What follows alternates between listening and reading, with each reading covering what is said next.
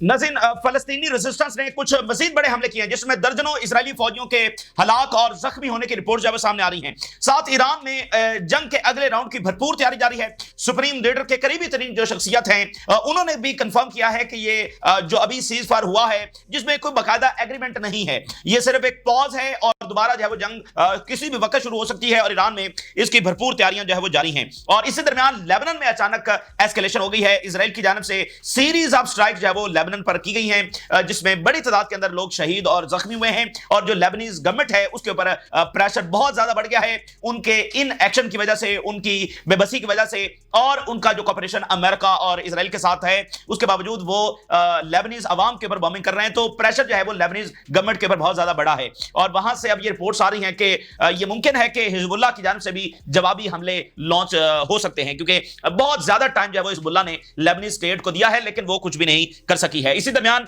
Europe के जो मसले हैं वो 3-4 डायमेंशंस के अंदर मसले जो वो सामने आ रहे हैं और जाहिर बात उसका बरह रास्त ताल्लुक मिडिल ईस्ट के साथ भी है, उसका ताल्लुक जो है वो वर्ल्ड ऑर्डर के साथ भी है और उसका ताल्लुक जो है वो वर्ल्ड वॉर के साथ भी है। यूरोपीय यूनियन एक दुनिया का बड़ा पावर हाउस है। अब यूरोपीय यूनियन में मसला, पहला बड़ा मसला तो यूक्रेन है। यूक्रेन की जो जंग है वो किस डायमेंशन के अंदर जाएगी, किस डायरेक्शन के अंदर जाएगी, उसका क्या होगा, सीज फायर होगा नहीं होगा, जो कि फिलहाल तो होता हुआ नजर नहीं आ रहा। बल्कि यूक्रेन का जो मसला है वो ज्यादा एस्केलेट हो रहा है। ये वो मसला है जो दुनिया को आलमी जंग की तरफ ले जा सकता है। रशिया और नेटो की बरह रास्त जंग छेड़ सकता है अल्टीमेटली। तो अब वहां पर जो बहुत बड़ी एस्केलेशन नाज़िल हुई है कि इस्टोनिया, ये बाल्टिक स्टेट्स है और इस्टोनिया में उन्होंने आज ये अप्रूव कर दिया है कि नेटो के जो न्यूक्लियर कैरियर जंगी तारे हैं वो वहां पर डिप्लॉय हो सकते हैं। अब ये इतनी बड़ी एस्केलेशन है और रशिया के लिए ये अनअफोर्डेबल है क्योंकि इस्टोनिया जो है वो बिल्कुल रशिया के बॉर्डर के साथ लगते हैं और इस्टोनिया एक वक्त में सोवियत यूनियन का भी हिस्सा थी। यानी बाद में जब सोवियत यूनियन टूटा तो उसमें से इस्टोनिया एक अलग, इस्टोनिया और बाकी और रियासतें बनी हैं, तो बिल्कुल बॉर्डर के ऊपर है और रशिया जब इसको अफोर्ड नहीं कर सकता कि न्यूक्लियर त्यारे और वो भी नेटो के वो उनके बॉर्डर्स के ऊपर खड़े हो, तो वो बहुत बड़ी एस्केलेशन आज वहां पर हुई है। और दूसरा बड़ा मसला यूरोप को जो दरपेश आ रहा है वो अमेरिका के साथ है। अमेरिका के साथ वो किसी चीज के ऊपर एक पेज पर हैं, किसी पर नहीं है। यानी यूक्रेन जंग में वो एक पेज पर नहीं है।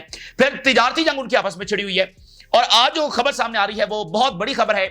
यूरोप ये सोच रहा है कि वो वर्ल्ड ट्रेड ऑर्गेनाइजेशन WTO इस पूरे इंस्टीट्यूशन को ही रीशेप कर दे। ये समझ ले कि अब तक का सबसे बड़ा इकदाम होगा। दुनिया की जो सारी ट्रेड हो रही है वो WTO के मुताबिक हो रही है, वर्ल्ड ट्रेड ऑर्गेनाइजेशन के तहत हो रही है। बल्कि अभी जब ये तिजारती जंग छिड़ी और टैरिफ लगे तो चाइना ने और बाकी बहुत सारे ममालिक ने कहा कि हम WTO में जाकर अमेरिका के ऊपर मुकदमा करेंगे। जो भी ट्रेड के उसूल ज़ाब्ते हैं वो सारे WTO तय करता है। यानी आप समझ लें कि दुनिया को चलाने के लिए ये सबसे बड़ा इंस्टीट्यूशन है और किसी को प्रेशराइज करने के लिए, मिसाल के तौर पर जो मिडिल ईस्ट की गवर्नमेंट्स हैं उनको प्रेशराइज करने के लिए कि वो इजराइल के लिए कोई सप्लाई बंद ना करें, WTO इस्तेमाल होता है।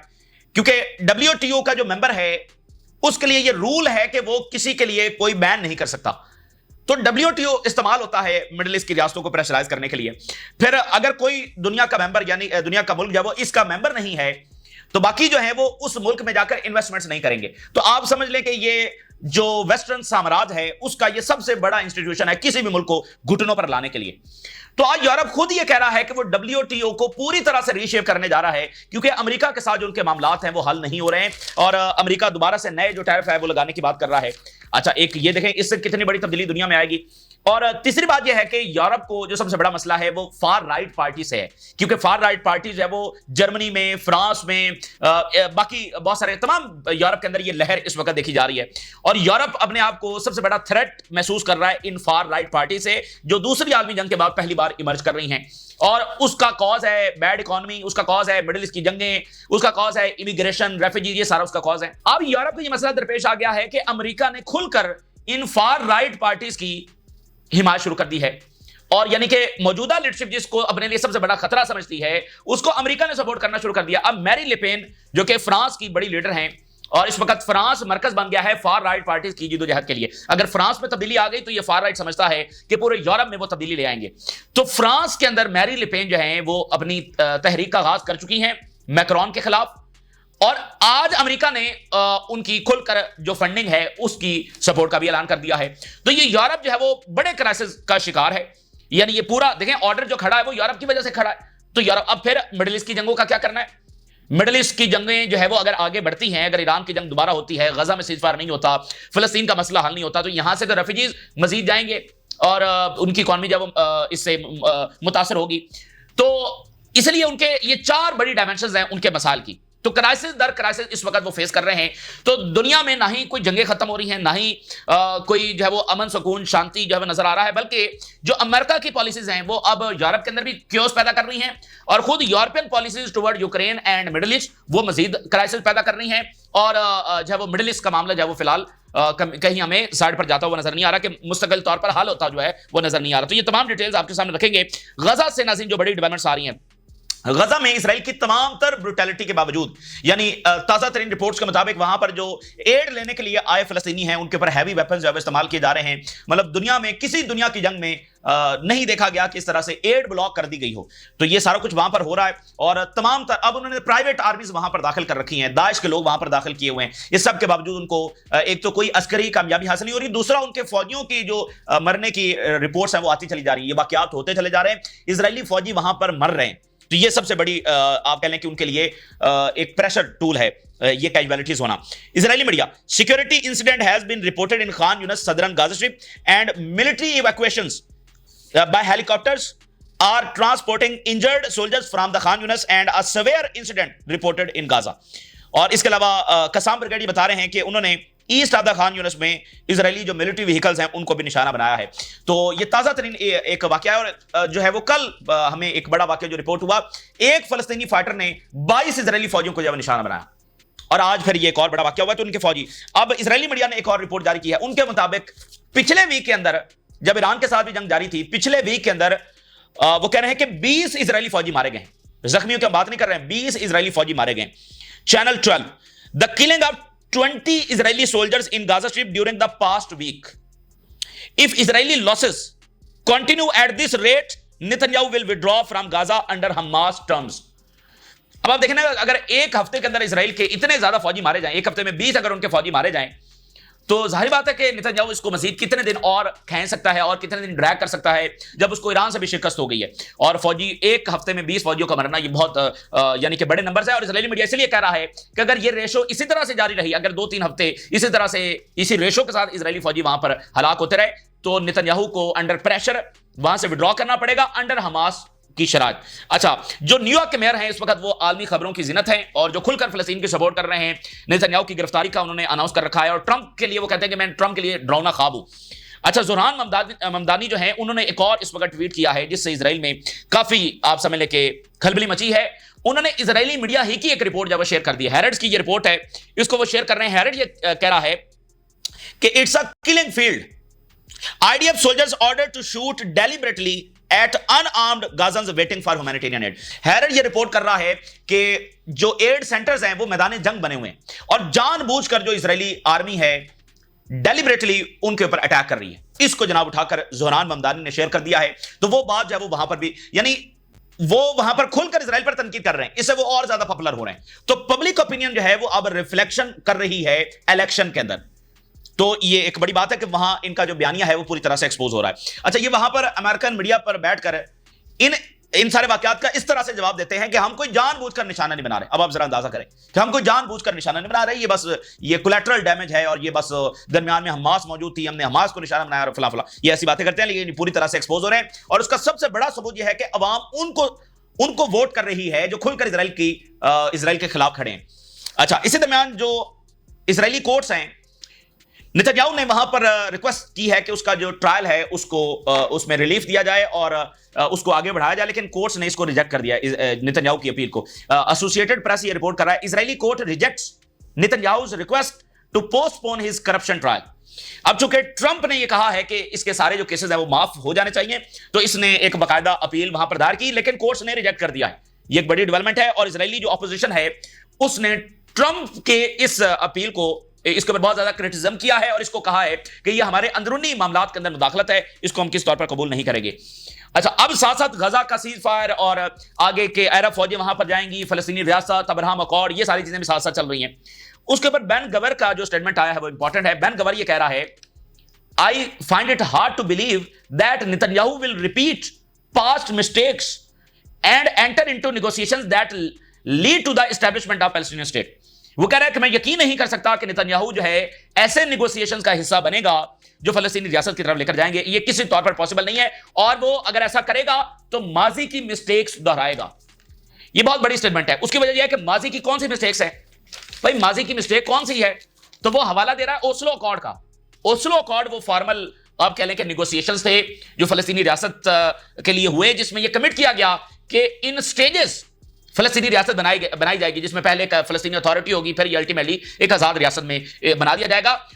تو اس اوسلو اکارڈ کا نتیجہ کیا نکلا تھا, ہم نے ساری سٹوری آپ کے سامنے رکھی. وہ جو پرائم منسٹر تھا اس کے بارے میں کہا جاتا ہے کہ اس کو مروانے میں نتنیاہو ہی کا کردار تھا. تو اب بین گویر اسی چیز کی دھمکی نتنیاہو کو لگا رہا ہے. تو اس لیے میں آپ کو بتا دوں کہ یہاں پر کوئی ٹو اسٹیٹ نہیں بننا ہے. یعنی بین گویر نتنیاہو کو اسی چیز کی دھمکی لگا رہا ہے جو نتنیاہو نے خود کیا تھا. اس کے اوپر الزام لگایا جاتا ہے کہ اس وزیر اعظم کو مروانے میں اسی کا کردار تھا, اسی کا ہاتھ تھا, اسی نے انسائٹ کیا تھا. تو بین گویر بھی نتنیاہو کو اسی انجام کی دھمکی دے رہا ہے. ٹھیک ہے نا. تو یہ دیکھیں وہاں جن کا یہ نمائندہ ہے جو اسرائیلی سیٹلرز ہیں, وہ مطلب فلسطینی ریاست بننے دیں گے؟ تو وہ کبھی بھی اس کو نہیں ہونے دیں گے. اس لیے یہ مسئلہ چلتا رہے گا انٹل اینڈ انلیس یہاں پر ایک ہی ریاست بنے گی. اور ویسے بھی ٹو اسٹیٹ جو ہے وہ ایک ٹرک کی بتی ہے, اور جو یہ ہے کہ بس بنے گی, پتہ نہیں کب بنے گی, وہ فیزیبل ہے ہی نہیں. بس دنیا میں پتہ نہیں کون سی ایسی ریاست ہے کہ ایک اس کا کونا ادھر ہے, دوسرا کونا ادھر ہے, وہ آپس میں ان کا کوئی زمینی رابطہ نہیں ہے. یعنی ویسٹ بینک اور غزہ کا کوئی زمینی آپس میں رابطہ ہی نہیں ہے. یہ کون سی ریاست ہے؟ تو یہ بس آپ سمجھ لیں کہ یہ کوئی فیزیبل پلان ہے ہی نہیں. تو یہ جنگیں چلتی رہیں گی فلسطین کے تنازع کے اوپر انٹل اینڈ انلیس یہاں پر ایک ہی ریاست بنے گی. اور اسرائیلی سیٹلر جو ہے وہ نتنیاہو کو کہہ رہے ہیں کہ کسی صورت فلسطینی ریاست کی جو مذاکرات ہے وہ نہ کرنا. تو اب امریکہ کا بھی پریشر ہے, کیونکہ امریکہ کی جو وائلڈ اسٹریٹجی ہے مڈل ایسٹ کے حوالے سے, اس نے عربوں کو اپنے کیمپ میں رکھنا ہے. اور اب چونکہ اسرائیل تمام فرنٹس کے اوپر شکست کھا چکا ہے, تو اب عربوں کو کیسے اپنے کیمپ میں رکھنا ہے؟ تو اب ان کو کچھ نہ کچھ غزہ کا سیز فائر آگے پیچھے کچھ ایسی چیزیں کرنی ہے تاکہ وہ بھی بتا سکیں کہ بھئی ہم نے یہ اچیومنٹ کر کے دکھائی ہے. دیکھیں ہم جو اتنا عرصہ خاموش رہے ہیں, دیکھو ہم نے سیز فائر کروا لیا, دیکھو ہم نے فلسطینی ریاست کی کمٹمنٹ لے لی. تو اس طرح کی باتیں ہوں گی, بس اس سے زیادہ کچھ بھی نہیں ہے. ہاں, غزہ کا سیز فائر یہ فلسطینیوں کی سب سے بڑی ایک جیت ہوگی, کیونکہ اسرائیل نہیں چاہتا کہ غزہ کا سیز فائر ہو. تو اگر وہ مجبور ہو رہا ہے تو یہ وکٹری ہے, لیکن اس میں بھی اب وہ امریکہ کی مدد سے چاہتا ہے کہ کوئی نیا یہاں پر منصوبہ بنایا جائے. یمن کے اندر آج بڑی ریلیز ہو رہی ہیں, اور یمن یہ کہہ رہا ہے کہ وہ فلسطین کے ساتھ کھڑا ہے, آخری حد تک کھڑا ہے. Mass rallies across Yemen declares with Gaza until victory, فتح تک جو ہے وہ ہم غزہ کے ساتھ کھڑے ہیں. اور لیبنان کے حوالے سے کچھ بڑی ڈیولپمنٹ سامنے آئی ہیں. ایران کا جب سیز فائر ہوا ہے تو اس کے بعد ہم نے یہ بات آپ کے سامنے رکھی کہ نتنیاہو کچھ نہ کچھ ایسکیلیشن کرے گا, شام میں, لیبنان میں, آگے پیچھے کچھ نہ کچھ کرے گا. چونکہ سیریا کے ساتھ اس کا ایک معاہدہ طے پا رہا ہے, جس میں گولان ہائٹس جو وہ آفیشلی الشرا اسرائیل کو دینے جا رہا ہے میڈیا رپورٹس کے مطابق, جو کہ سسٹینیبل نہیں ہے. اس کو شام کے لوگ کبھی قبول نہیں کریں گے. اچھا, تو لیبنان میں اچانک ایسکیلیشن ہو گئی ہے. اسرائیل کی جانب سے سیریز آف سٹرائکس جو ہے وہ لیبنان کے اوپر کی گئی ہیں. یہ صرف ایک ہیبت, ایک ٹیرر شو کرنا ہے. ان سے پوچھا جا رہا ہے نا آپ کی کیا اچیومنٹ ہے ایران کے خلاف, تو وہ لیبنان پر بمباری کر کے اپنے ایک ٹیرر جو ہے وہ شو کر رہے ہیں. Israel launches series of air strikes on southern Lebanon. اس میں کافی زیادہ کیجوالٹیز لیبنان کے اندر ہوئی ہیں, عورتیں اور بچے اس میں شہید اور زخمی ہوئے ہیں. اچھا, اب یہ جو تازہ ترین ایسکیلیشن ہوئی ہے, اس سے لیبنیز گورنمنٹ کے اوپر پریشر اور زیادہ بڑھا ہے, کیونکہ ان کی بے حسی اور بے بسی کی وجہ سے, اور ان کا جو کولیبوریشن ہے اسرائیل اور امریکہ کے ساتھ, اور یہ پالیسی کہ بس اسرائیل کو بیانات دیتے رہیں گے تو وہ پیچھے ہٹ جائے گا, تو یہ چلنے والا نہیں ہے. اور یہاں اب یہ صورتحال پیدا ہو رہی ہے کہ حزب اللہ کوئی بڑا اقدام جب وہ اٹھا سکتی ہے. اب ذرا دیکھیے لیبنان سے جو انالیسس سامنے آ رہا ہے, the path Israel is taking along with American support and the fragility of Lebanese state will ultimately lead to a collision. یہ معاملہ تصادم کی طرف بڑھ رہا ہے, کیونکہ اسرائیل نے اپنی بدماشی میں آ کر کسی معاہدے کی پاسداری نہیں کی, اور جو لیبنی سٹیٹ ہے وہ بس یعنی اس کو کیا کہیں کہ وہ بس ایک کٹ پتلی سٹیٹ ثابت ہو رہی ہے, وہ ایک کمزور سٹیٹ ثابت ہو رہی ہے, کمزور گورنمنٹ ثابت ہو رہی ہے, جو کوئی بھی یعنی اپنے ملک کے دفاع میں کوئی بھی اقدام اٹھانے سے وہ قاصر ہے. تو اس لیے یہ معاملہ تصادم کی طرف جا رہا ہے, اور بہت جلد حزب اللہ جو ہے وہ کوئی اقدام اٹھا سکتی ہے. اچھا, اب ایران کا جو معاملہ ہے وہ کس طرف جا رہا ہے, اب ذرا ایک سٹیٹمنٹ دیکھیے. یہ سپریم لیڈر کی قریبی ترین شخصیت ہے, دا ریپرزینٹیٹیو of leader Khamenei in Qom province said we have not made peace but it is merely a temporary pause in the battle.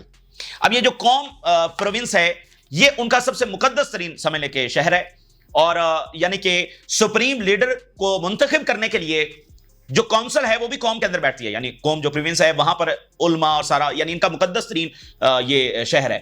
تو وہاں پر امام خامنائی کی قریبی ترین شخصیت یہ کہہ رہی ہیں کہ ہمارا ابھی تک کوئی مکمل معاہدہ نہیں ہوا ہے, بلکہ یہ جو کچھ ہوا ہے یہ صرف پاز ہے, جنگ دوبارہ سے شروع ہوگی.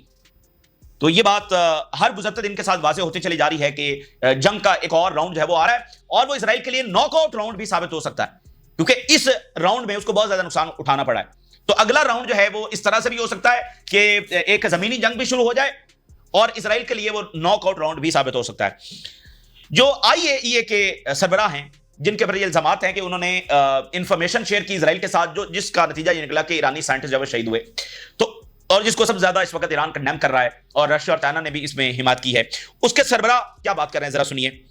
وہ کہہ رہے ہیں کہ Iran must immediately allow me, مجھے الاؤ کرے فوری طور پر Iran and my colleagues to inspect but our attempts at contacting the authorities are being ignored.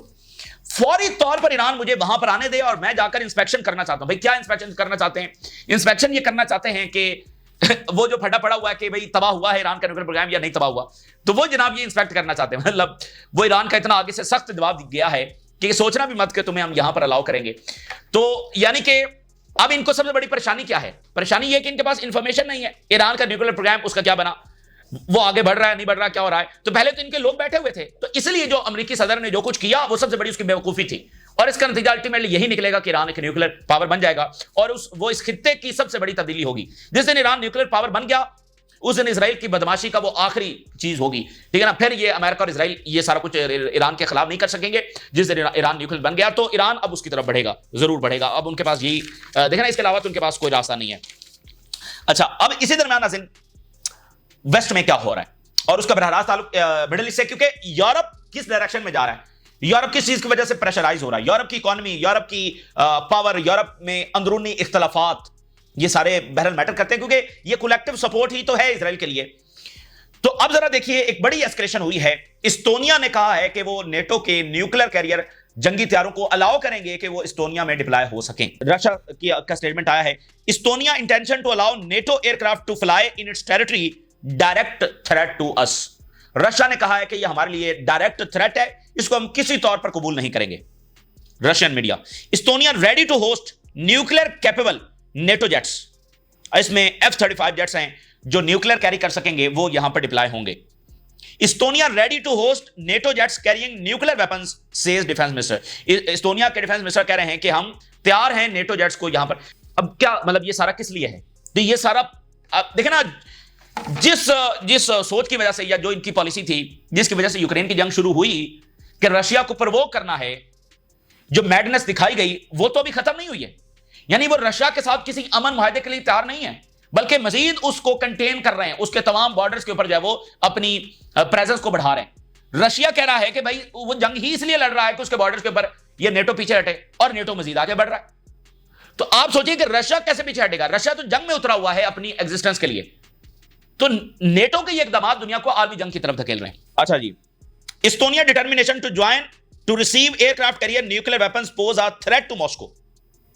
اور بلومبرگ یہ رپورٹ کر رہا ہے کہ رشیا نے امیڈیٹلی 17% بڑھا دیا ہے ڈرون پروڈکشن کو۔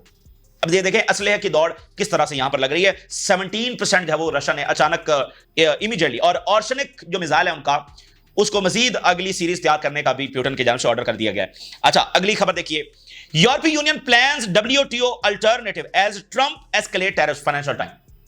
یہ اتنی بڑی تبدیلی وہاں پر آ رہی ہے کہ وہ پورا جو WTO ہے اس کو ریشیپ کرنے کی بات کر رہے ہیں، اور وجہ صرف امریکہ ہے۔